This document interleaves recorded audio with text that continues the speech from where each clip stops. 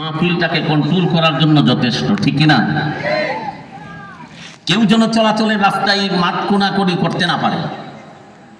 একজন মুরব্বী বসেন, আজকের জন্য চলাচল করলে ওই দিক দিয়ে যাও, কিন্তু এই দিক দিয়ে আর এই দিকে আসলে মাহফিলে বৈশা শুনতে হবে। তাইলে দেখবেন মাহফিলটাও পরিবেশটাও কি হবে, সুন্দর হবে। আল্লাহ আমাদের সবাইকে বুঝবুদ্ধি দান করেন, সবাই বলি আমিন। আমি আপনাদের সামনে কোরআনে কারীমের সূরা তাহা থেকে ছোট্ট ছোট্ট দুইখানা আয়াত তেলাওয়াত করেছি এবং মুসলিম শরীফে বর্ণিত এবং তিরমিজি শরীফে বর্ণিত দুখানা হাদিস শরীফ আপনাদের সামনে তেলাওয়াত করেছি। যে আয়াত ও হাদিসকে সামনে রেখে কিছু আলোচনা পেশ করার ইচ্ছা রাখি, যদি আল্লাহ তাআলা আমাকে তৌফিক দান করেন। ওয়া মা তৌফিকি ইল্লা বিল্লাহ। আলোচনার শুরুতে বাবার বয়সে মুরব্বী যারা আছেন তাদেরকে অনুরোধ করতেছি, যুবক ভাইদেরকে অনুরোধ করতেছি, যেখানে মাইকের আওয়াজ পৌঁছতেছে, যারা দোকানপাটে গল্প গুজবে আছেন, বাসা বাড়িতে অবস্থান করতেছেন, মেহেরবানি করে আপনারা মাহফিলের প্যান্ডেলের নিচে চলে আসুন। পর্দানিশীল মা বোন যারা যেখানে আছেন, আপনাদেরকে অনুরোধ করব, কাজ থেকে ফারেগ হয়ে, যা ঝামেলা মুক্ত হয়ে নিরিবিলি পরিবেশে মনোযোগী হয়ে বসে পড়ুন। আল্লাহ তাআলা আমাকে আপনাদের সকলকে আমলের নিয়তে ইখলাসের সাথে আলোচনা করার এবং শোনার তৌফিক দান করুন। সকলে বলি আমিন।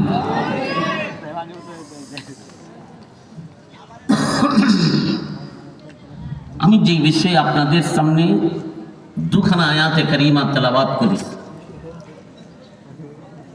এই আয়াত দুখানার মধ্যে আল্লাহ তাআলা ঘোষণা করেছেন,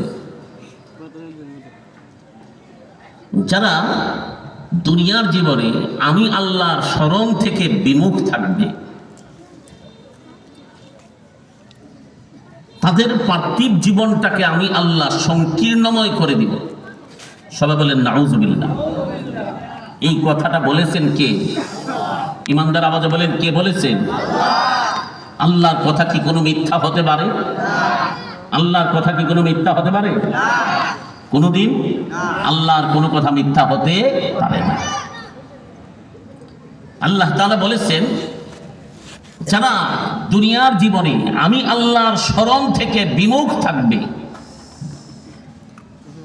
আমি আল্লাহ তাআলা তাদের পার্থিব জীবনটাকে সংকীর্ণময় করে দেব। তাদের ঘরে অভাব অনটন লেগে থাকবে, অশান্তি, দুর্ভোগ, রোগ ব্যাধি, মহামারী, বিপদ আপদ ইত্যাদি একটার পর একটা তাদের জীবনে থাকবে। এই ঘোষণাটা কার? ইমানদার আওয়াজে বলেন, ঘোষণাটা কার? এই হচ্ছে এক নম্বর আয়াত আল্লাহ তাআলা বললেন। দ্বিতীয় আয়াত আল্লাহ তাআলা বলেছেন, যারা এইরকম দুনিয়াতে আমি আল্লাহর স্মরণ থেকে বিমুখ থাকবে, তাদেরকে আমি আল্লাহ তাআলা হাসরের ময়দানে অন্ধ হিসাবে, অন্ধ বানিয়ে আমি আল্লাহ তাআলা হাসরের মাঠে তাদেরকে উপস্থিত করব। সবাই বলেন নাউজুবিল্লাহ। দুনিয়াতে যদি কারো চোখ না থাকে, আচ্ছা বলেন তার উপায়টা কি? দুনিয়ার সব কিছু আছে কিন্তু চক্ষু নাই, চোখে দেখে না। এই যে দুনিয়ার সব আছে তার, এই সব কিছু থাকার পরও দুইটা চোখে না দেখার কারণে সব কিছু যেন তার সব বেকার, ঠিক কিনা বলেন? হাসরের মাঠে আল্লাহ তাআলা অন্ধ বানিয়ে তাদেরকে তুলবেন, যারা দুনিয়াতে আল্লাহকে স্মরণ না করবে। আজকে আপনাদের এলাকার মানুষ, মহীশূরের মানুষ বলেন, আল্লাহকে স্মরণ করার কথাটা কি? আল্লাহ তাআলা কোরআনে যে আয়াতে বলেছেন, وَمَنْ أَعْرَضَ عَنْ ذِكْرِي فَإِنَّ لَهُ مَعِيشَةً ضَنكًا وَنَحْشُرُهُ يَوْمَ الْقِيَامَةِ أَعْمَى। আমার আপনার মাওলা আসমান জমিনের মালিক, কোরআনের মালিক, তিনি কোরআনে ঘোষণা করেছেন, যারা আমি আল্লাহর স্মরণ থেকে দুনিয়াতে বিমুখ থাকবে, আমি আল্লাহর স্মরণ করবে না, আমি আল্লাহ তাআলা তাদের পার্থিব জীবনকে সংকীর্ণময় করে দিব। দুনিয়াতে অভাব অনটন তার ঘর থেকে যাবে না, তার ঘরে বিপদের উপর বিপদ থাকবে, সুখ শান্তির চেহারা সে দেখবে না। যেই ব্যক্তি দুনিয়াতে আল্লাহকে স্মরণ না করবে। আল্লাহকে স্মরণ করার উপায় হইল, মুমিনের জন্য আল্লাহকে স্মরণ করার উপায় হইল দুইটা। সবাই বলেন কয়টা? কষ্ট হইতেছে আপনাদের? ইমানদার আওয়াজে বলেন, আল্লাহকে স্মরণ করার উপায় কয়টা? দুই ভাবে মুমিন আল্লাহকে স্মরণ করবে। এক নম্বরে স্মরণ হচ্ছে মুমিন দৈনিক 5 ওয়াক্ত নামাজের মাধ্যমে আল্লাহকে স্মরণ করবে। এক নম্বর কি বলেন? কয় ওয়াক্ত নামাজ? আপনারা তো সালাক আদমি, নামাজ কয়ে ফার হয়ে যাবে। শুধু নামাজ বললে না, দৈনিক কয় ওয়াক্ত নামাজ? ডান হাতটা উঁচু করে বলেন, কয় ওয়াক্ত নামাজ? দৈনিক কয় ওয়াক্ত নামাজ? হাত নামাজ। আমাদের এই মহিষর, এই যে মহিষায় মসজিদে, কেন্দ্রীয় মসজিদ নাই না, মসজিদে দৈনিক কয়বার আজান দেয়? ইমানদার আওয়াজ বলেন, কয়বার আজান দেয়? এই যে পাশে ফকির বাড়ি একটা মসজিদ আছে না, এটাতে কয়বার দেয়? বাংলাদেশে প্রত্যেকটা মসজিদে দৈনিক কয়বার আজান দেয়? আপনি সৌদি আরবে যান, মালয়েশিয়া যান, ইউরোপ আমেরিকাতে যান, পুরো ওয়ার্ল্ডের যত মসজিদ আছে প্রত্যেকটা মসজিদে দৈনিক কয়বার আজান? আজানের মধ্যে যে মুয়াজ্জিন আজান দিতে গিয়ে যে শব্দগুলি উচ্চারণ করে, এই শব্দগুলির মধ্যে কার নাম নেই? দুনিয়ার কোনো মেম্বার, চেয়ারম্যান, এমপি, মন্ত্রী, রাজা, বাদশাহ, প্রেসিডেন্ট, তাদের কোনো নাম নেই? আপনাদের এলাকার আজানের মধ্যে কার নাম নেই? বলেন বলেন, কার নাম নেই? আল্লাহর নামও নেই, পাশাপাশি রাসূলের কি বলেন নেই না? আমাদের নবীর নাম আছে কিনা? আশহাদু আন্না মুহাম্মাদার রাসূলুল্লাহ বলে কিনা? আল্লাহর নামে, নবীর নাম নিয়ে ডাকতেছে মুয়াজ্জিন। দুনিয়ার কোন রাজা বাদশার নাম নিয়ে ডাকে না, সকল রাজাদি রাজা। তিনি কে? ইমানদার আওয়াজে বলেন, তিনি কে? আল্লাহর নামে ডাকতেছে।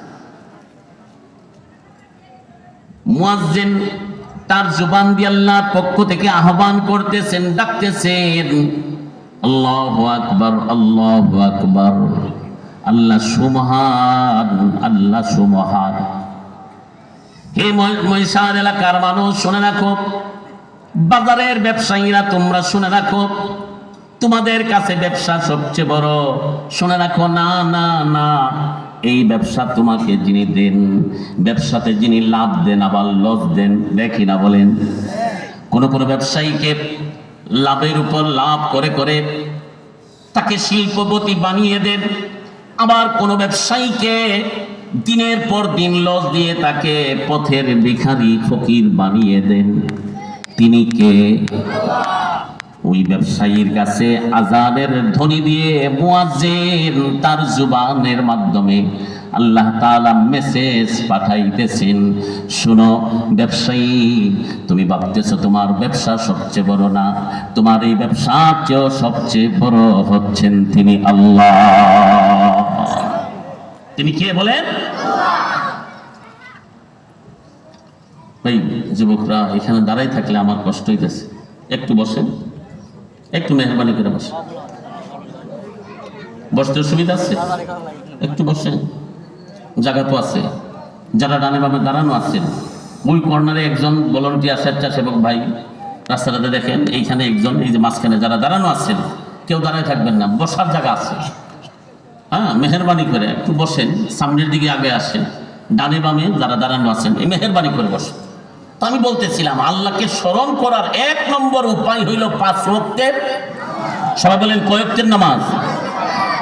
কুরআন আল্লাহ তাআলা বলে দিয়েছেন, যে সূরা তাহা থেকে আয়াত তেলাওয়াত করলাম, এই সূরা তাহার শুরুতে আল্লাহ তাআলা বলেছেন, তাহা মা আনজালনা আলাইকাল কুরআনা লিতাশকা ইল্লা তাযকিরাতাল লিমান ইয়াখশা তানসীলাম মিম্মান খালাকাল আরদা ওয়াস সামাওয়াতিল উলা الرحمن على العرش استوى له ما في السماوات وما في الأرض وما بينهما وما تحت الثرى وإن تجهر بالقول فإنه يعلم السر وأخفى الله لا إله إلا هو له الأسماء الحسنى وهل أتاك حديث موسى إذ رأى نارا فقال لأهلهم كثوا إني آنست نارا لعلي آتيكم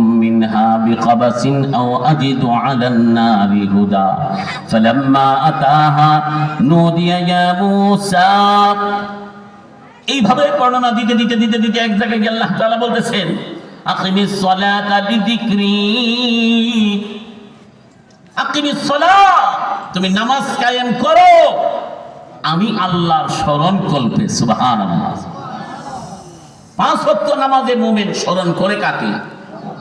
আর আসতে বলেন, আর আসতে বলবেন, ইমানদার আওয়াজে বলেন কাকে? কি রে ভাই, পাশের মানুষ যেন ঘুমাইতে না পারে এইভাবে বলে, এখানে ঘুমাইবার জায়গা না পাও। ইমানদার আওয়াজে বলেন পাঁচ ওয়াক্ত নামাজে মুমিন স্মরণ করে কাকে? মুয়াজ্জিন তার জবানে ডাকতেছে কার নাম বলে? আর আমরাও মসজিদের কাতারে এসে ইমামের পিছনে দাঁড়িয়ে নামাজে দাঁড়াই, কি বলে দাঁড়ায়? বলেন বলেন কি বলে দাঁড়ায়? আল্লাহ। যেই মালিক ডাকলো তার সামনে দাঁড়াইলাম। এই নামাজ হইল এক নম্বরের জিকির। আল্লাহকে স্মরণ করার এক নম্বর উপায় হইল পাঁচ ওয়াক্তের নামাজ। তাহলে বোঝা গেল পাঁচ ওয়াক্ত নামাজ যার নাই তার ঘরে অভাব অনটন লাগাই রাখবো আল্লাহ, বিপদ আপদ দিয়ে রাখবো কে? আল্লাহ তো নিজে ওয়াদা করছে। আজকে মুসলমান আমরা, কিন্তু ঘরের অভাব দূর হয় না, অশান্তি দূর হয় না। মা বাবার কাছে গেলে ছেলে মেয়ে কথা শুনে না। ছেলে মেয়ের কাছে জিজ্ঞান আমার বাবা আমার কথা বুঝেও না, মানেও না। সমাজে এরকম অশান্তি আছে কিনা? বলেন আছে কিনা? ব্যবসা করতেছে, খুব বড় ব্যবসায়ী, ঘরে শান্তি নাই। ব্যবসা করে টরে আশুগঞ্জ থেকে যখন বাড়িতে ফিরছে আইসা দেখে বেগম সব বাড়িতে নাই। ফোন দিছে কই? ঘুরে গেলে আমি আসতেছি, আমার সময় হইলে আমি আসবো। এমন বেগম সাহেব আপনাদের এলাকাতে আসেনি? বিবি হয়েছে একজনের, ঘর সংসার করার কথাটা, কিন্তু সে ঘর সংসার করে আরেকজনের। আচ্ছা বলেন, ওনার মতো অশান্তিতে আর কেউ আছে? বলেন আছে? বলতেও পারে না, সইতেও পারে না, করবে কি? ওরে ইমানদার কালিমাওয়ালা মুমিন মুসলমান, কোরআনে কারীমের তাফসীরের ক্ষেত্রে একটি নিয়ম হচ্ছে তাফসীরুল কোরআন বিল কোরআন। মূলনীতি উসুল, কোরআনে কারীমের একটি আয়াতের ব্যাখ্যা কোরআনে কারীমের উপর আয়াতের দ্বারা করা হয়। আল্লাহ তাআলা সূরা তাহার এক আয়াতে ঘোষণা দিয়েছেন ومن أعرض عن ذكري فإن له معيشة ضنكا, যারা আমি আল্লাহর স্মরণ থেকে বিমুখ থাকবে আমি আল্লাহ তাআলা তার পার্থিব জীবনকে সংকীর্ণময় করে দিব।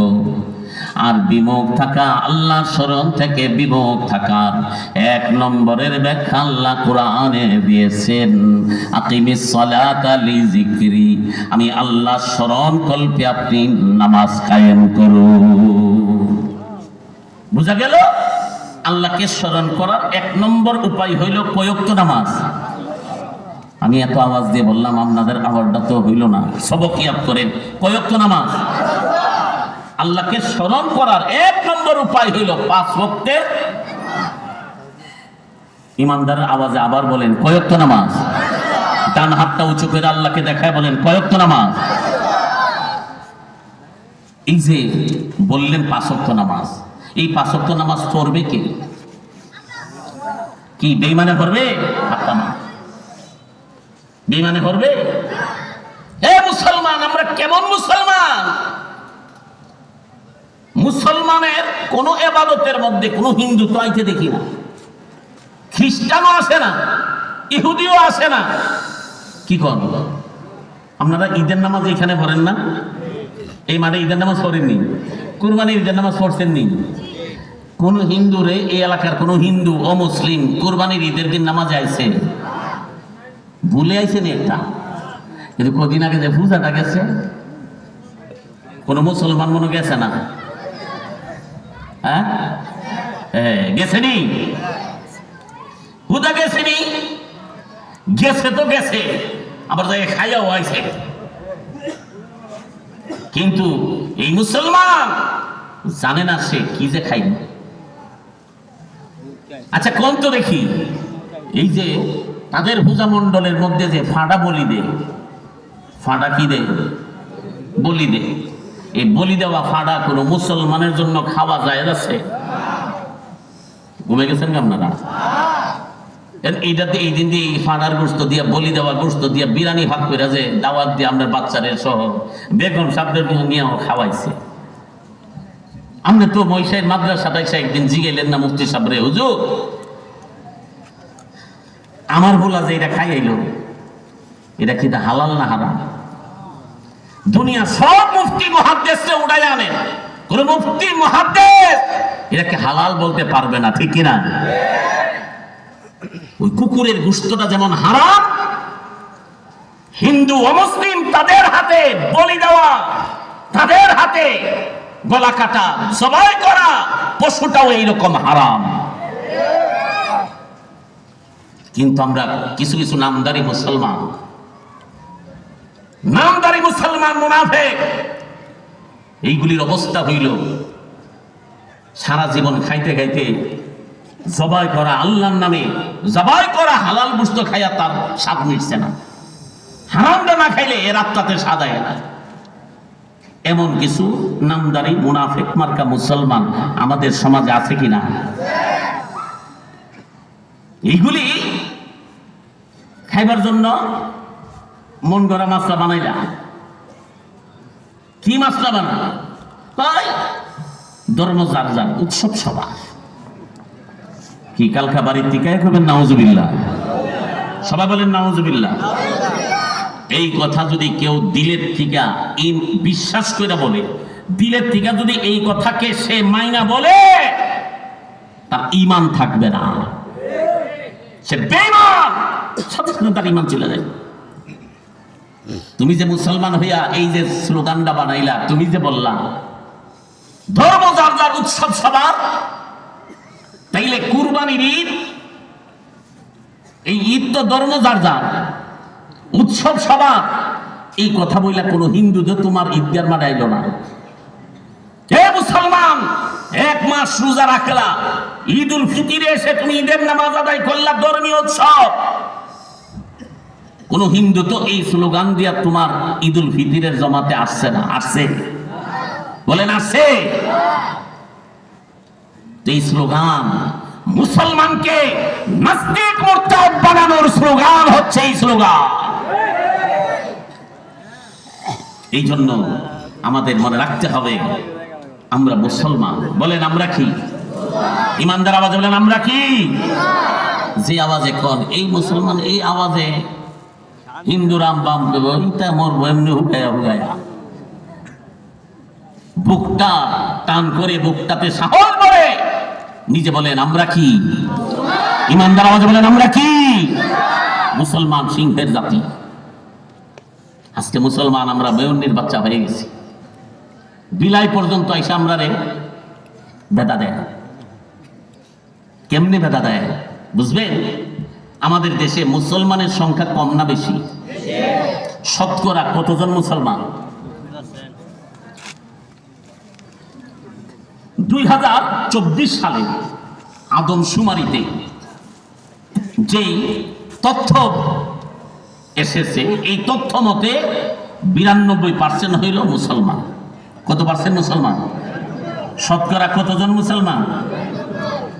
শতকরা হইল 92 জন মুসলমান, আর বাকি 8 জন অমুসলিম, নন মুসলিম।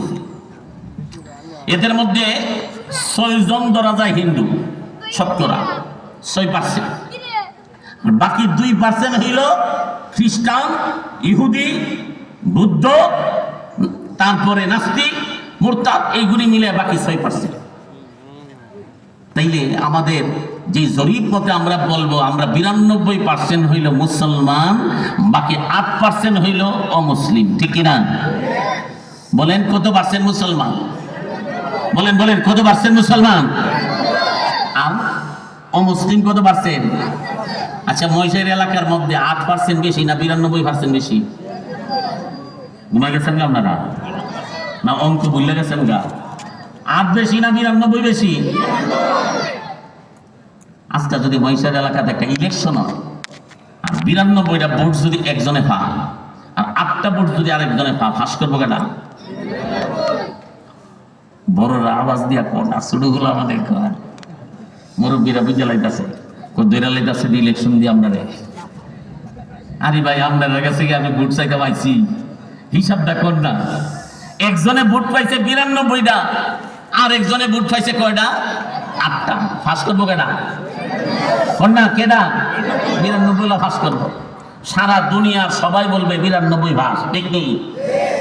মুসলমানের সংখ্যা যে 92 জন, 92% মুসলমান রে 8% অমুসলিমরা কানে দইরা উডা বুয়া গুড়ায়, ঠিক কিনা বলে? কেন কইলাম? সেই নামদারি মুসলমানগুলি এইরকম পূজা মণ্ডলের মধ্যে এই স্লোগানগুলি দিয়া দিয়া যে ধর্ম যার যার উৎসব সবার কইয়াছেরা এই হিন্দুদের এই পূজা, এই পূজা, দুর্গা পূজা, যত পূজা আছে শুভেচ্ছা বার্তাগুলি দেয়। এরে যদি আপনি মাদ্রাসা মসজিদ না ডাক দিয়া জিজ্ঞান, কেউ তুমি না মুসলমান? তোমার আব্বা না আছিল 5 ওয়াক্ত নামাজের প্রথম কাতারের মুসল্লি? প্রতি 3 মাসে একটা চিল্লা দেয় অন্য মানুষ। এরপরে প্রতি বছরে 3টা চিল্লা দিছে। তোমার আব্বা না এরকম একজন ব্যক্তি ছিল? তোমার আব্বা না এই এলাকার নাম কারা একজন হাজী সাহেব ছিল? তোমার বাবা তো কোনোদিন সুদ হারাম ইত্যাদি, ঘুষ হারাম ইত্যাদির কোনোটার দ্বার দাঁড়ছে না। এইরকম হাজী সাহেবের ছেলে হয়ে, পাক্কা সাচ্চা মুসলমানের ছেলে হয়ে তুমি কাজটা কি করলা? হে কইব হুজুর, আপনারা বুঝলেন না, সামনে ভোট নির্বাচন যাচ্ছে, ভোটের লেগে না আমি এটা করছি। ওমা ঘুমে গেছেন আপনারা? কি লেগে কইছে? আচ্ছা, 8% ভোট আর 92% ভোট কোনটা বেশি? এই গাদা বরবরায় ফাঁস করলে কিটা করব? হে বলির ফাটা খাইব। ওমা ঘুমে গেছেন আপনারা? এই গাদায় এই হিসাব জানে না। 92% মুসলমানের ভোট পাইলে আমার তো এই ভোটই তো যথেষ্ট। 8% ভোটের চিন্তা করে আমার ঈমান আমি নষ্ট করতে পারি না, আমি শিরক করতে পারি না, আমি কুফরি মতবাদে বিশ্বাস করতে পারি না, ঠিক কিনা? কিন্তু আমাদের সমাজ হচ্ছে এরকম। এই মুসলমানের সন্তান হয়ে 8% ভোটের হিসাব করে ইমান আমল সব শেষ করতেছি। আগের দিনের মানুষকে এইরকম করছে কম, তা তো করে না। যেই কথাটা আমি বলতেছিলাম, মুমিন আমরা বেদিনের শিক্ষা শিক্ষিত হইয়া 2টা কানে আমাদের 2টা রশি লাগাইছে। আল্লাহ নবী হাদিসে বলে গেছেন যে আমি তোমাদেরকে 2টা রশি দিয়ে যাইতেছি, একটা হইল আমার কোরআন আর একটা হইল হাদিস সুন্নতের রশি। আর এখন মুসলমান কোরআন এবং হাদিসের সুন্নতের এই রশি বাদ দিয়ে ইউরোপ আমেরিকার এক রশি আর হচ্ছে ভারতের আরেক রশি, রাম বামদের রশি নিয়ে মুসলমান একবার উঠে আর বসে, ঠিক কিনা? আজকে মুসলমান যদি নিজের ইজ্জত, সম্ভ্রম, নিজের সম্মান, সেই হারানো সম্মান ফিরে পেতে চায়, আবারও মুসলমান নিজে কোরআনকে আঁকড়িয়ে ধরতে হবে, ঠিক কিনা? আমার জন্য আমার মালিক দুনিয়ার সুখ শান্তি কোথায় রাখছে, এইগুলি আমি তালাশ করতে রাজি না। ভোট খাইবার লেগা পূজা মন্ডলে যা, বুট ফাইবার লাইয়া তাদেরকে শুভেচ্ছা বার্তা দেয়। মনে রাখবেন, যত যা কিছু পাইবার জন্যই করেন, যদি এইগুলি যদি আপনার ভিতর থেকে দিল থেকে খুশি হয়ে যদি এরকম করে থাকেন, আপনার ঈমান চলে গেছে, ঈমান দৌড়াইতে হবে, ঠিক কিনা? যেই কথাটা আমি বলতেছিলাম, আসেন শুরুতে, মুমিনের দুনিয়ার সুখ শান্তি পাইতে গেলে আল্লাহ বলতেছেন এই সুখ শান্তির জিন্দেগি রাখছেন আল্লাহর স্মরণের মধ্যে। বলেন কার স্মরণ? ইমানদার আওয়াজ বলেন কার স্মরণ? আল্লাহকে মুমিন স্মরণ করবে দুই পদ্ধতিতে। সংক্ষেপে কথা বলেন, কয় পদ্ধতিতে? এক নম্বর হইল 5 ওয়াক্ত নামাজের দ্বারা। বলেন এক নম্বর কি? ঘুমাই গেছেন গা না কাহিল লাগতেছে? কষ্ট নিয়েন না, আমার শরীরটা তো জ্বর মোটামুটি 102-3 চলতেছে, বুঝেন নাই কথা? অ্যান্টিবায়োটিকের মধ্যে হাই অ্যান্টিবায়োটিক চলতেছে। কালকে প্রোগ্রামে যাই নাই, আজকে ছিল প্রোগ্রাম আরেকটা, এটা তো যাই নাই। আপনাদের এখানে আসছি, একটু বসছি, কথা কইতেছি, আপনারা যদি আওয়াজ দেন, কথা বলেন, তাহলে আমারও কথা আসবে একটা। এতক্ষণ যে কথাটা বললাম, আল্লাহকে স্মরণ করা 1 নম্বর উপায় হইল কয়ক্তের নামাজ। ইমানদার আওয়াজে বলেন কয়ক্ত নামাজ? ডান হাতটা উঁচু করে দেখান, কয়ক্ত নামাজ? 5 ওয়াক্ত নামাজ। এই 5 ওয়াক্ত নামাজ যদি আমি ধরতে পারি, আমার ঘরে পরিবারের সদস্য যারা তারা যদি ধরতে পারে, আমার ঘরে অনাবিল সুখ শান্তির ব্যবস্থা করে দিবেন আল্লাহ। মুমিন কোনদিন তো এই নামাজের মধ্যে কোনো বেঈমান আসতে দেখি না আমরা। 1 নম্বর আল্লাহকে স্মরণ করার 1 নম্বর উপায় হইল 5 ওয়াক্তের নামাজ। বলেন কয় ওয়াক্তের নামাজ? 2 নম্বর আল্লাহকে স্মরণ করার 2 নম্বর উপায় হইল কোরআনে কারীমের তেলাওয়াত। বলেন কিসের তেলাওয়াত? ওই তখন আওয়াজটা বন্ধ হয়ে গেছে গা। ইমানদার আওয়াজে বলেন কিসের তেলাওয়াত? বলেন বলেন কিসের তেলাওয়াত? আওয়াজটা কইতাছে না যে মাদ্রাসার হুজুররা ছাত্ররা এটা কইব, এটা কোরআন শরীফ তো হেরার কাছে দিয়ে রাখছি। আমরা মহিষের বেড়া টেহা লাগলে টেহা দিব কইছি, যা লাগবো যা চাইবো তা দিব, বাত লাগলে বাদ দিব, লজিং লাগলে লজিং দিব, জাকির রাখলে জাকির দিব, কিন্তু তেলাওয়াত হুজুরা বইয়া করবো। নামাজ মসজিদ দিয়ে রাখছি, এসি লাগাই দিয়ে রাখছি, হুজুরা করবো। এমন একটা বাগাবাগি আপনাদের মধ্যে কইরা রাখছেন নাকি? এটা বাগাবাগি আছে? আওয়াজটা দিয়ে মনে হয় মনে হচ্ছে বাগাবাগি আছে আছে। যদি বাগাবাগিটা রাখেন, তাইলে আমনের গড়ে অশান্তির বাক্স বলে যাবে না, আর শান্তি সব হুজুরারে দিয়ে দিলাম। কারণ শান্তি দেওয়ার মালিককে আল্লাহ কোরআনে ওয়াদা করছে, যারা আল্লাহকে 5 ওয়াক্ত নামাজে স্মরণ করবে, যারা আল্লাহকে কোরআন তেলাওয়াতের মাধ্যমে স্মরণ করবে, আল্লাহ তাদের ঘরে অনাবিল সুখ শান্তির ব্যবস্থা করে দিবেন বলে ওয়াদা করেছেন কে? খুব খেয়াল করেন। হুজুর আসেন।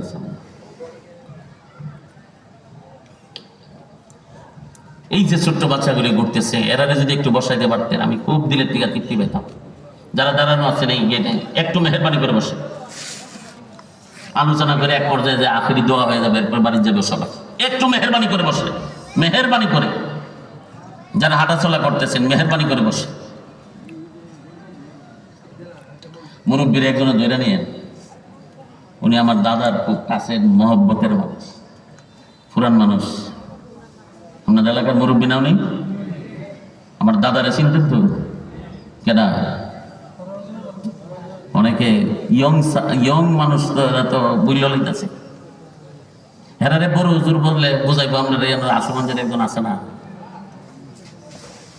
গায়ে গতরে অনেক বড়, দেখাবো গায়ে গতরে বড় একজন আছে না, এরা মনে করি বুঝলেই বড়। আমার দাদাজি বড় হুজুর রহমতুল্লাহ হয়তো অনেকে দেখছেন, যারা সাদাদারি গলা আছেন অনেকে দেখছেন, আবার অনেকে ইয়ং যারা আছেন দেখছেন না। সারা জীবন আপনাদের এলাকা মহিষাই বলেন, অষ্টগ্রাম, মনপুর এই সমস্ত এলাকাগুলি নিজের বাড়ি ঘর মনে করছে। ঠিক না? এই মুরব্বী আমার দাদার সহবত পাইছে, বড় হুজুর রহমতুল্লাহ আলাইহি কথা বলতেছে। যারা এই সহবত পাইছে এরা মাথাতে পাও পর্যন্ত দেখলে ফরমাত মিল পড়ে। আমি আমার বাসায় কই আর কি যে ফরমাত পড়লে বুঝবেন এটা বড় হুজুরের সহবত পাইছে। মেহেন্দি গাছ আছে না, মেহেন্দি ভাতা হুদা তো লাগাইলি লাল হয়ে জায়গা না, বাইকটা লাগান লাগে। এরাও এরকম বড় হুজুরের কাছে যাইয়া জুতা সোজা কইরা বাইকটা বুইটা নিজের একেবারে বিলীন কইরা দিয়া কথাগুলি শুনছে, আমল করছে, সুন্নতের পাবন্দ হইছে, সুন্নতি জুব্বা গায়ে লাগাইছে, দাড়িতে সুন্নতি দাড়ি রাখছে চেহারাতে, মাথার মধ্যে সুন্নতি টুপি লাগাইছে, তাদের দেহটা ফরমাতে মিল পড়ে, ঠিক কিনা? এরকম মহব্বত যারা করতেন আল্লাহ জান্নাতেও তাদের সঙ্গী হিসাবে কবুল করেন, সবাই বলে আমিন। যে কথাটা আমি বলতেছিলাম, আল্লাহকে স্মরণ করার 1 নম্বর উপায় হইল কয় ওয়াক্ত নামাজ। ঘুমাই গেছেন কি আপনারা? ডান হাতটা উঁচু করে তুলে বলেন কয় ওয়াক্ত নামাজ। এই 5 ওয়াক্ত নামাজ আমরা পড়তে রাজি আছি? কারা কারা রাজি আছেন? আল্লাহর উঁচু করে হাতটা দেখেন। যারা পড়তে রাজি না হাত নামাইলেন, যারা পড়তে রাজি না হাত নামাইলেন। দেখেন তো কেটা কেটা নামাইছে, সবাই উঠে গেছে, সারছে। মসজিদ তো আরো বড় বড় লাগবে দিলে। আল্লাহ কবুল করেন, সবাই বলেন আমিন। আল্লাহর ওয়াস্তে 5 ওয়াক্ত নামাজ ধরেন, দেখবেন এই নামাজের মধ্যে আপনার কি শান্তি আছে। 2 নম্বর হইল আল্লাহকে স্মরণ করার দ্বিতীয় উপায় হইল কোরআনের তেলাওয়াত। বলেন কিসের তেলাওয়াত? আল্লাহ তাআলা কোরআনে কারীমের মধ্যে জিকিরের আরেক ব্যাখ্যা দিলেন। কোরআনে কারীমকে আল্লাহ তাআলা জিকির হিসাবে সাব্যস্ত করে আয়াত নাযিল করলেন। ইন্না নাহনু নাযালনা যিকরা ওয়া ইন্না লাহু লাহাফিজুন। আল্লাহ তাআলা বললেন, আমি আল্লাহ এই জিকির নাযিল করলাম, কোরআনে কারীম 30 পারা নাযিল করলাম, এবং এই কোরআনকে হেফাজত করার জিম্মাদারি আমি আল্লাহ তাআলা নিজ দায়িত্বে নিয়ে নিলাম। 30 পারা কোরআন নাযিল করেছেন কে? আবার এই 30 পারা কোরআনকে হেফাজত করার জিম্মাদারি, এই দায়িত্বটা নিয়েছেন কে? কষ্ট নিতেছেন আমার কথা? কথা না বললে বুঝবেন না। কোরআন নাযিল করছেন আল্লাহ, কোরআন হেফাজত করবেন কে? চেয়ারম্যান ফাঁস করছে। এই চেয়ারম্যান ধরেন আপনাদের এই মহিষের এই গ্রামে, আমরা চেয়ারম্যান ধরে পাস করছে, আমরা আর কোনো চিন্তা নাই। কে লেগে বেটা চেয়ারম্যানই তো আমরা, যত কাম লাগে, আমরা যত কাজ আছে, এটি সব দায়ী দায়িত্ব কার কাছে? আর চিন্তা আছে? তাইলে কোরআনটা কার নাজিল করছে কে? কোরআনটারে হেফাজত করার দায়িত্বটা নিছে কেনা? চেয়ারম্যান সাহেব পাস করার পরে আপনি চেয়ারম্যানের লেগে জান দিয়ে হাঁটছেন, মায়ের একটা হাইছেন কি মেঘুরের মধ্যে দাঁত সব শেষ, হাত একটা ভাঙ্গা হসপিটাল ফাটাইছে। অনেকে আছেন এরকম, চেয়ারম্যানের কর্মী হিসাবে রাস্তাত মাইর খাইছে, নির্বাচনের সময় মনে আছে না? এখন এই বেটা যখন হাত টাত ব্যান্ডিজ ট্যান্ডিজ করে হসপিটাল ফালাই রাখছে, নির্বাচন তো হয়েছে, এই চেয়ারম্যান বেটা ফাঁস করছে। যে বেটা মাইর খাইছে, এই বেটার চেয়ারম্যানে কি করছে? ফাঁস করার পরে এই বেটা বাড়ির তো আইসে সুস্থ হইয়া, কিন্তু ভাই খাইবার চাউল নাই, চুলাত আগুন জ্বলে না। ঘুমে গেছেন কেন আপনারা? এই চেয়ারম্যান ফাঁস করছে, এই চেয়ারম্যানের সমর্থন করে যে কর্মী রাস্তাত মাইর খাইছে, এর ঘরে আগুন জ্বলে না, এর ঘরে বাত নাই, আর চেয়ারম্যানের অফিসে গাড়ি দিয়ে, এসি গাড়ি দিয়ে আই আর যা। আপনাদের এলাকার বিচারে কি কর? চেয়ারম্যান সাহেবরে খুব বালা কইব, এবং চেয়ারম্যানটা বালা কইব। আর এইরকম যে কর্মী নিজের মাইর খাইয়াও চেয়ারম্যানের পক্ষ রইছে, হাত ভাঙ্গাও দাঁত ভাঙ্গাও সব মাথা শেষাইয়া, এই বেটা আবার যদি নির্বাচন আয়ে এই চেয়ারম্যানের যারে নাকি গড় চাউল দিল না, চুলাত আগুন জ্বলল না, খবরও লইছে না, এই কর্মী কি চেয়ারম্যানের পক্ষে কাজ করব? দুনিয়ার বিচার হইল না। এবার আপনার যুক্তিটা দিয়ে একটু বিচার করেন যে 30 পারা কোরআন কার? ইমানদার আওয়াজ বলেন কার? নাজিল করছে কে? এই 30 পারা কোরআন হেফাজত করার দায়িত্বটা কার? এই 30 পারা কোরআন যে আপনাদের মৈশাইল মাদ্রাসার মধ্যে ছাত্ররা শেষ সাথে উঠা হেফজখানার মধ্যে ঝুলিয়ে ঝুলিয়ে মুখস্থ করে সবক দেনি, ঘুমে গেছেন কেমন? অনেকে জানে না, সংখ্যা কম। হেফজখানার মধ্যে সবক দেওয়ার টাইম কটা জানে না অনেকে। বুঝলে ঠিক আছে? আপনার মাদ্রাসা পড়ার জন্য নেই। সারা বাংলাদেশে কওমি মাদ্রাসা হেফজখানাগুলির নিয়ম হইল ফজরের আজানের আগে ছাত্র সবক দিয়ে শেষ করতে। ফজরের আজান হয়ে গেছে, ছাত্র ধরে লাইন ধরে হেফজখানা যাই দেখেন একজন উস্তাদের সামনে এইভাবে লাইন ধরছে সবক লেখা, আর একটা লাইন এদিকে একজন একজন আইয়া সবক দিতেছে। দিতে দিতে দিতে দিতে 20 জন যাওয়ার পরে ধরেন আজান দিয়া লাইছে, পিছনে আরো 10 জন আছে। হুজুরে দেখ ওঠ যা, তোর সবক আজকে হইতো না, নিতাম না। কারণ আজান হইলে সবক নেওয়ার টাইম। ঘুমে গেছেন কেন আপনারা? হুজুর ইটা আবার কর্তিকা এই নিয়ম বাংলাদেশে কওমি মাদ্রাসাগুলিতে হেফজখানার এই যে একটা নিয়ম, এটা কোরআনের থেকে এই রুটিন দিয়েছে। কন্যা সুবহানাল্লাহ। আল্লাহ তাআলা কোরআনে কারীমের মধ্যে ঘোষণা দিয়েছেন, ইন্না কুরআনাল ফাজরি কানা মাশহুদা, নিশ্চয় ফজরের সময় কোরআনে কারীমের তেলাওয়াত, এই তেলাওয়াতটা অত্যন্ত মানুষের ব্রেইনের মধ্যে জমে থাকে। সুবহানাল্লাহ। ইন্না কুরআনাল ফাজর, ফজরের সময় কোরআনে কারীম তেলাওয়াতটা, এই সময় যে সবকটা দে এইটা ব্রেইনের মধ্যে থাকে বইলা ঘোষণাটা দিয়েছেন কে? দেখছেন তিনি রুটিনটা করে দিয়েছেন কেটা? হেফজখানার মধ্যে কওমি মাদ্রাসাগুলির হেফজখানার মধ্যে কোরআন পড়ে শেষ রাত্রিটা ফজরের আগে। আর এই কোরআন রে হেফাজত করার দায়িত্বটা নিছে কে? ঘুমে গেছেন আপনারা? নিছে কে? যে এইভাবে ঝুলে ঝুলে ফজরের আগে ওইটা কোরআন শরীফ পড়তেছে, তারে হেফাজত করবেন কে? বলেন বলেন, তারে হেফাজত করবেন কে?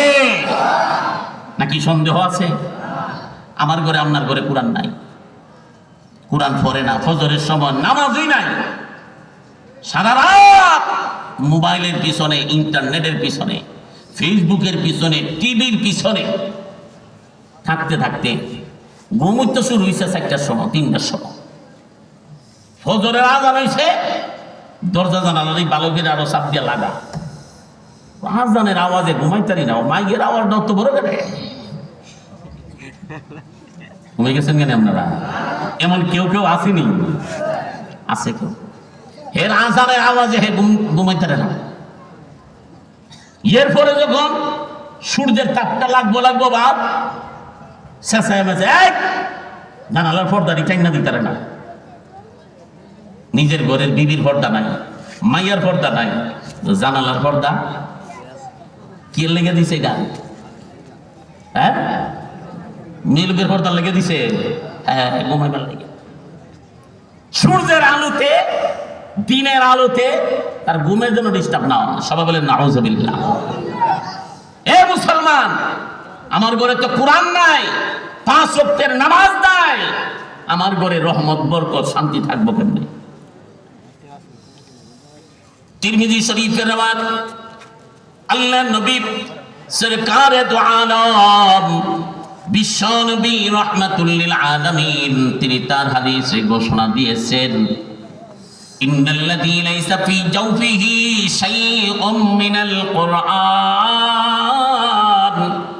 কাল বাইতিল খারিব আও কামা ক্বালা আলাইহিস সালাতু ওয়াস সালাম। আল্লাহ নবী বলেন, যেই মানুষের অন্তরে কোরআন নাই, যেই মুমিনের অন্তরে কোরআন নাই, যেই মুমিনের ঘরে কোরআনের তেলাওয়াত নাই, আল্লাহর নবী বলেন তার দৃষ্টান্তটা হইল সারা বাড়ি সারা ঘরের মতো। সারা বাড়ি সারা ঘরে যেমন জিন পীড়িতের আড্ডা থাকে, কোনো মানুষ সুখ শান্তিতে বসবাস করতে পারে না, ওই ঘরে যেই ঘরে কোরআনের তেলাওয়াত নাই সেই ঘরে কোনো মানুষ সুখ শান্তিতে থাকতে পারবে না। আল্লাহ নবী বলেন, আর যেই ঘরে কোরআন আছে এই ঘরে সুখ শান্তিও ঢেলে দিবেন কে? ইমানদার আওয়াজে বলেন, ঢেলে দিবেন কে? আজকে কোরআন কই আছে? একটু আগে বললাম 5 ওয়াক্ত নামাজ মসজিদে হয়, আমনে ফজরের সময় খবরও নাই বাইসা, আমনে মুরব্বী মুরব্বী কবরে ডাকতেছে, ডেট ঠেং গেছে গা কবরে, সামরা দল হয়ে আইছে, ঢিলা হয়ে গেছে গা, টান না দিলে চোখ টাল গায়ে দেখতারেন না দুনিয়াটা, কিন্তু মগর নামাজও আয় না, এমন মুরব্বী আসেনি? ঘরে সন্তানরা ছেলে মেয়ে সবাই মিলে টেলে আব্বা জান্না নামাজও জান না, ঘরের বিবিটা পর্যন্ত বেরিতে, তুমি কি তা বাড়ির দুয়ারে মসজিদটা যাই কারো না?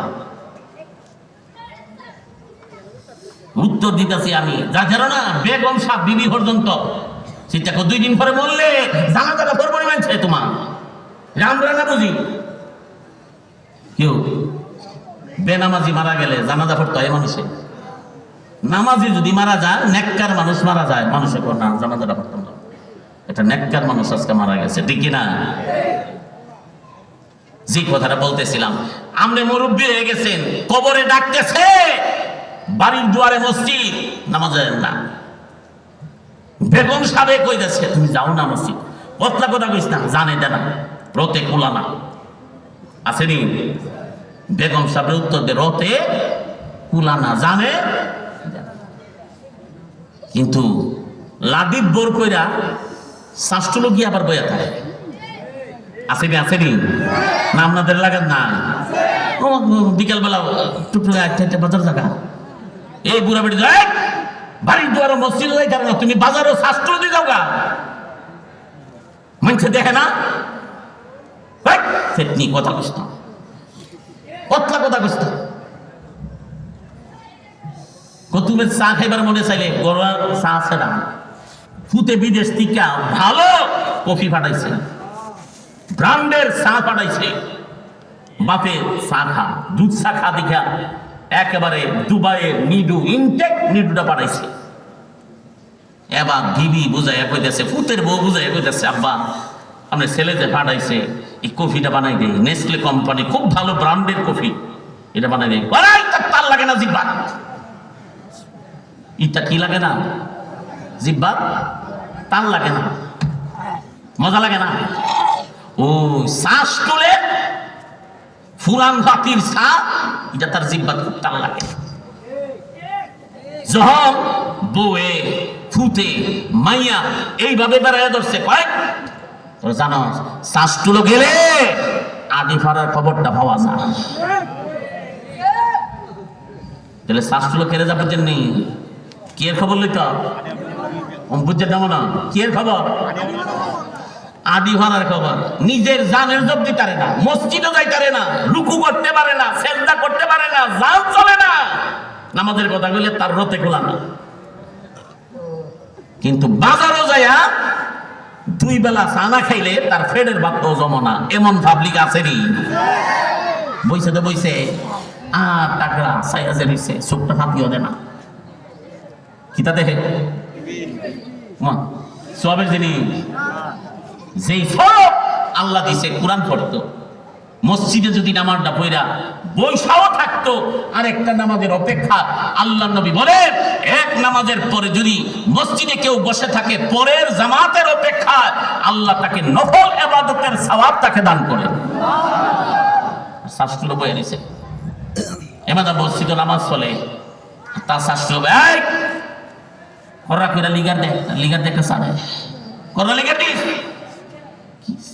চা খাওয়েন না একটু করে, যখন নামাজছে সবাই বাইরে মুসল্লিরা বাড়ি যা, তার শাস্ত্র দিকে লাডি বর করে আস্তে আস্তে বাড়ি তালা করছে। এমন লোক আসেনি আমরা সমাজ। সাবধান, কষ্ট নিয়েন না।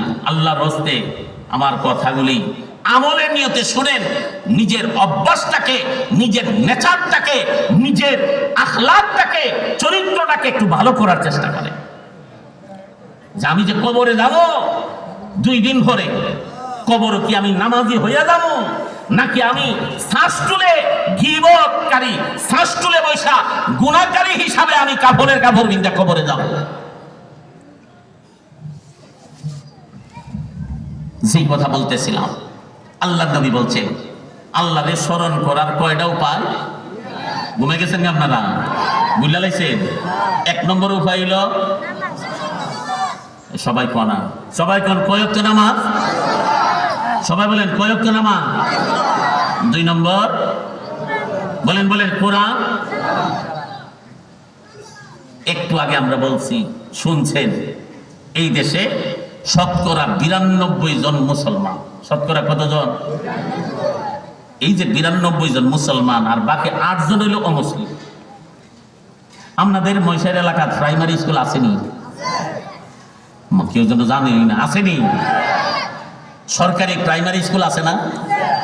আমাদের পুরা বাংলাদেশে গভর্নমেন্ট কর্তৃক সরকারি প্রাইমারি সেকশন আছে 65,567টা। কয় হাজার? 65,567টা আছে। এই 2024 সালের জরিপ অনুপাতে, তথ্য মতে, শিক্ষা মন্ত্রণালয়।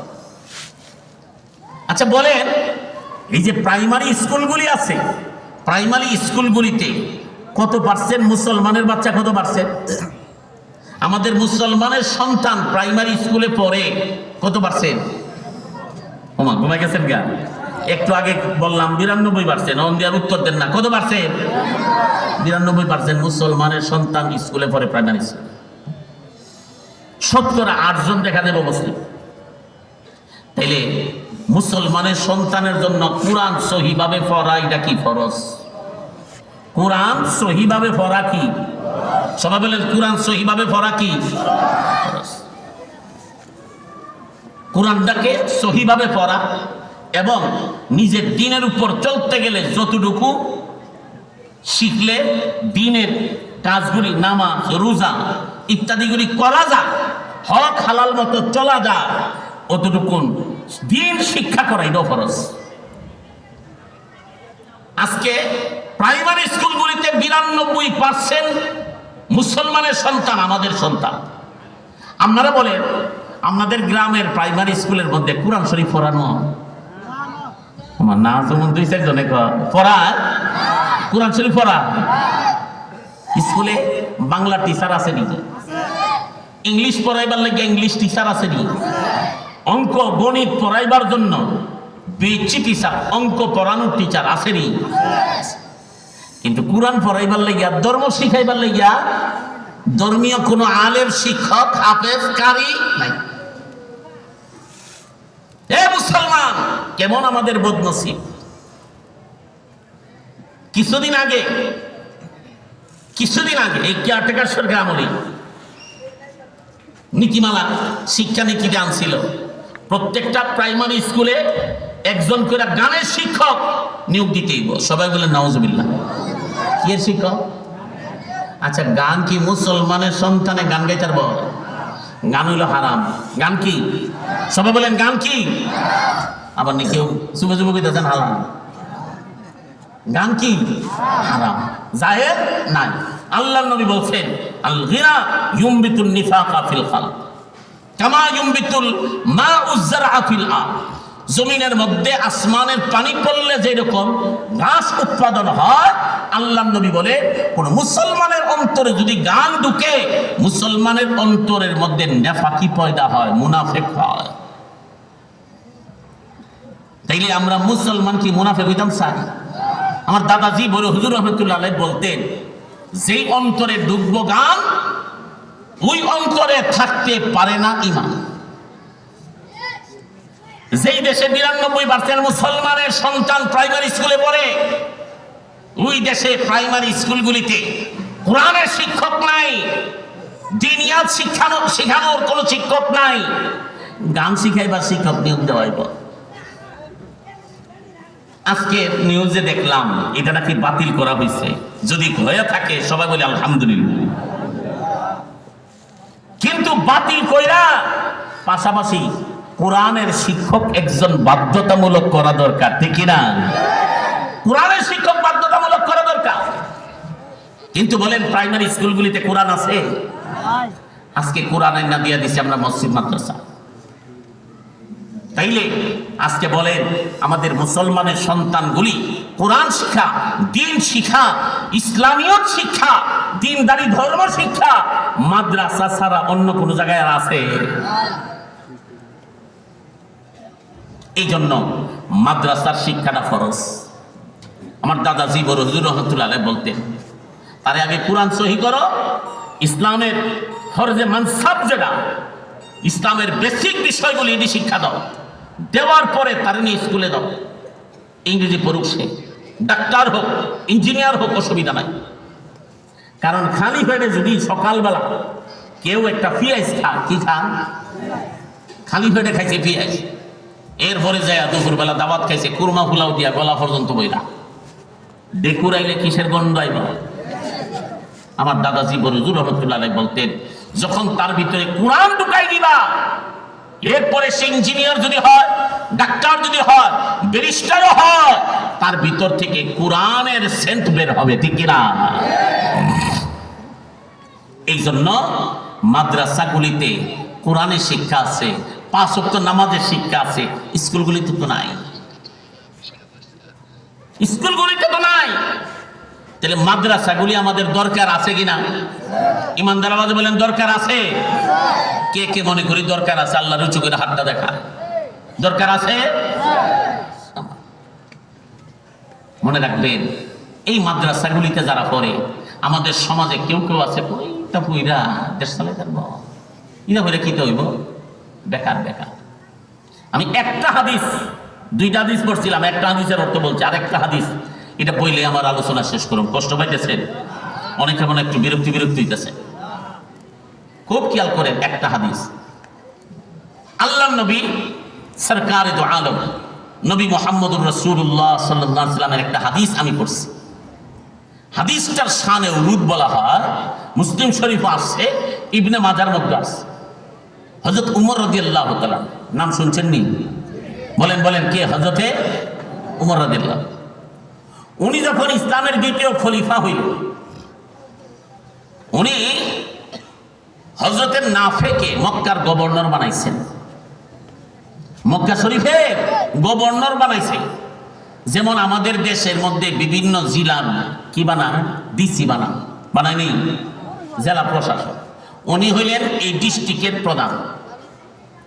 ঠিক ওই সময় এক এক এলাকার এক একজন গভর্নর ছিল। গভর্নর, মক্কার গভর্নর হযরত উমর বানাইছেন নাফেকে।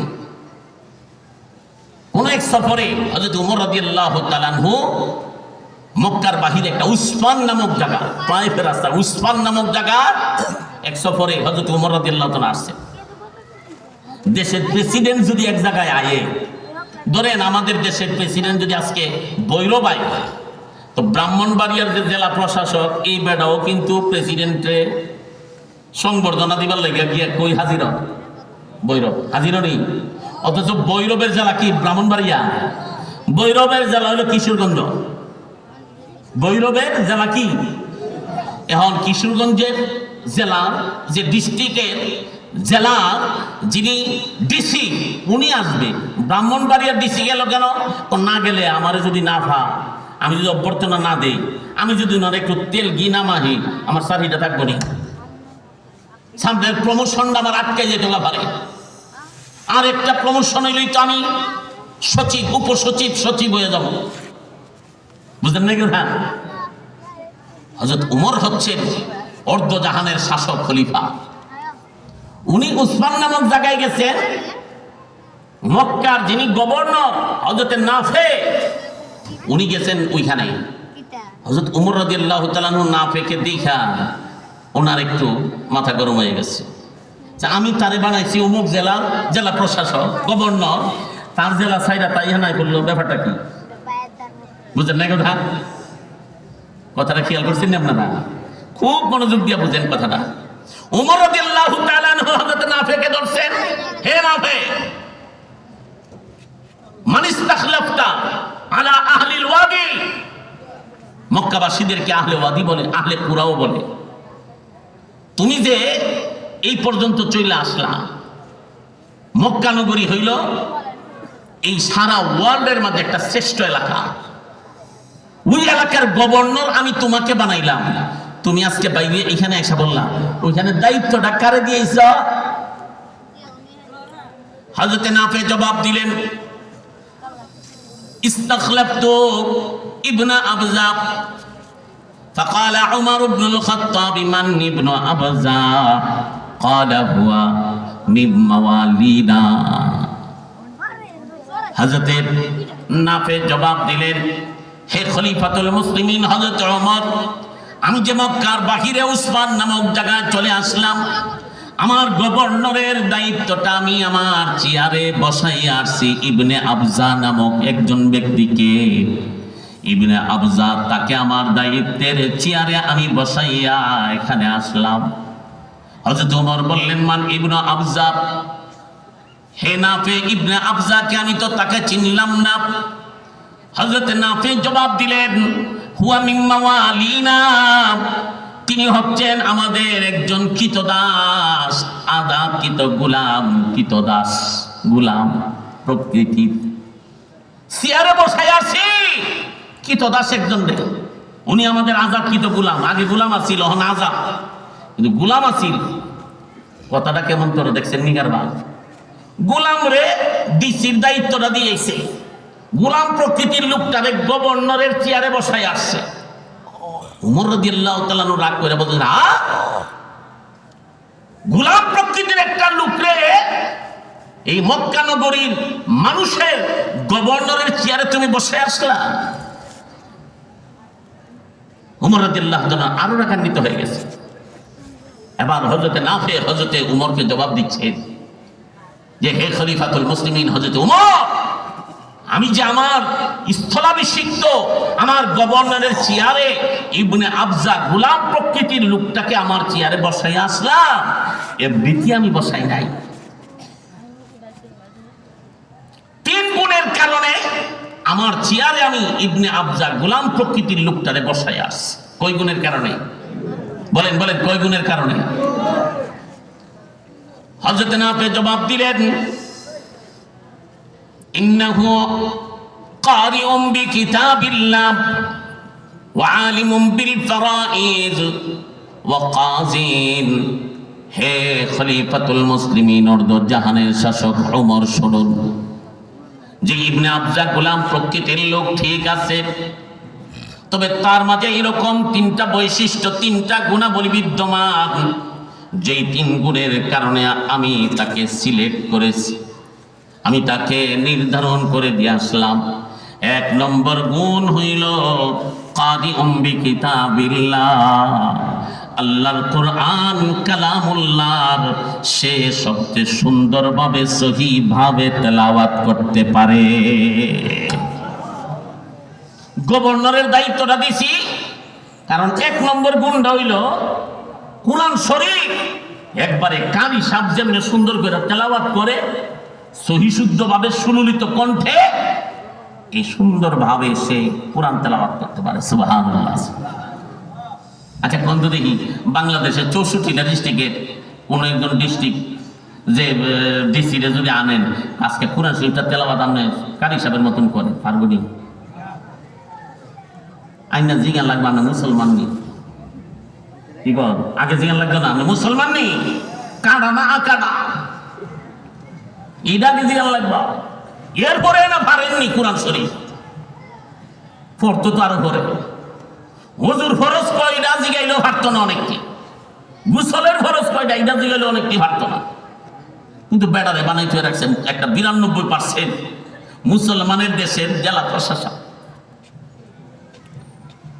অথচ ওই যে ইসলামের সোনালী যুগে খোলাফায়ে রাশিদিনদের যুগে একজন গভর্নরের দায়িত্ব দিয়েছেন, 1 নম্বরের গুণ ছিল তার মাঝে কোরআন সুন্দর তেলাওয়াত করতে পারে। সুবহানাল্লাহ।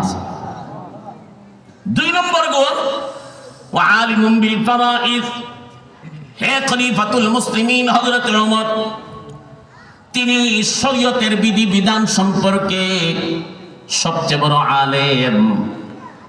শরীয়তের হুকুম আহকাম কোরআনের বর্ণিত বিধি বিধান সম্পর্কে সবচেয়ে বড় আলেম।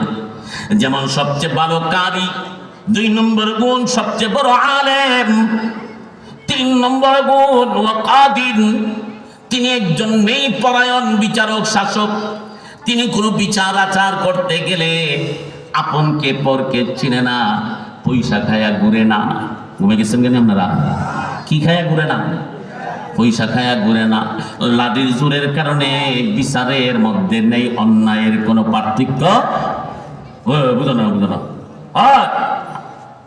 ও কাদিন, একজন ন্যায়পরায়ণ বিচারক। কোনো ফয়সালা করতে গেলে কার বিরুদ্ধে হচ্ছে সেটা কোনো লক্ষ্য করে না, সেটা যদি নিজের বিরুদ্ধে হয় সঠিক ইনসাফ বিচার করতে তিনি জানেন।